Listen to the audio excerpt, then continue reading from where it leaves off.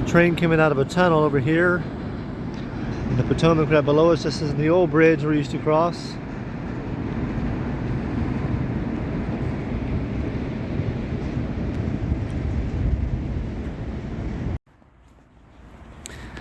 This is the old railroad bridge, still in use today.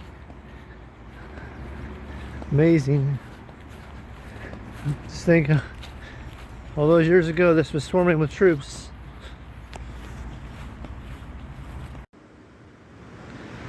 So over here, they used to have a cotton mill, and they would divert the water from the Potomac through this area here and around through these tunnels. They would flow over there to a mill, and it would grind the stuff, make the cotton or whatever, however they did it. But it was ended up turning into a Civil War hospital, they said, for men who had sickness, not from war. And men were dying left and right from all the dysentery and stuff they had. This is pretty cool. Beautiful view of the falls here on the Potomac.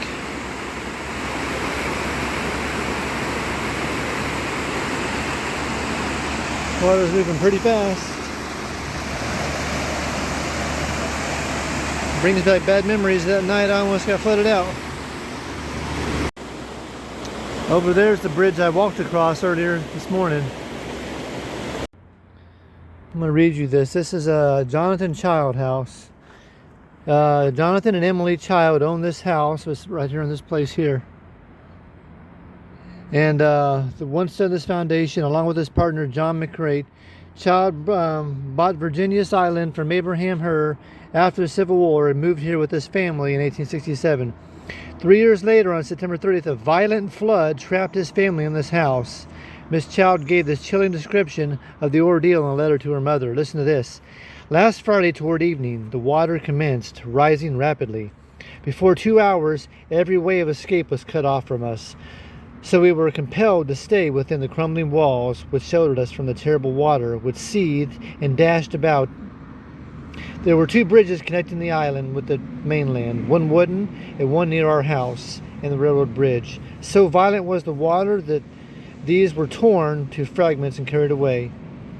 The Child survived that flood, but 42 others perished, with reports that the water rose 6 feet in 4 minutes.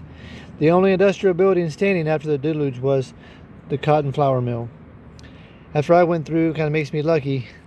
Mine wasn't near as bad as this, but it could have been. So flash floods are real. So here we are at the Rabbit Hole. There's a restaurant right across the street from our resort right there. I'm having mac and cheese with pulled pork, and Bertie's having this big old monster cheesesteak. Look at that thing. It's huge. This is the view from up by the church, looking down over all the town.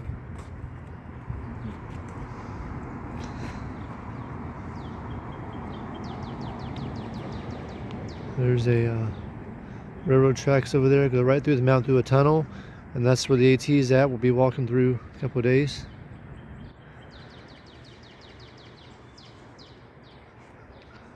St. Stephen's, or St. Peter's Roman Catholic Church, I'm sorry, St. Peter's Church. Beautiful building. We have this fresh bakery here. Fresh baked goods, so I'm going to get a fresh baked thing for breakfast this morning. Right here in Harper's Ferry. Now this is my kind of breakfast. So I opened this milk and I'm drinking it. And I thought at first it was sour or gone bad, but it smelled fine. It's thick and chunky inside. It's got the actual cream, it's not pasteurized. And it's really, really good though. Never had milk like that before. All the cream rises to the top and stuff, but it's kind of almost like drinking whipped cream and milk together. It's pretty good. It's different, but it's good.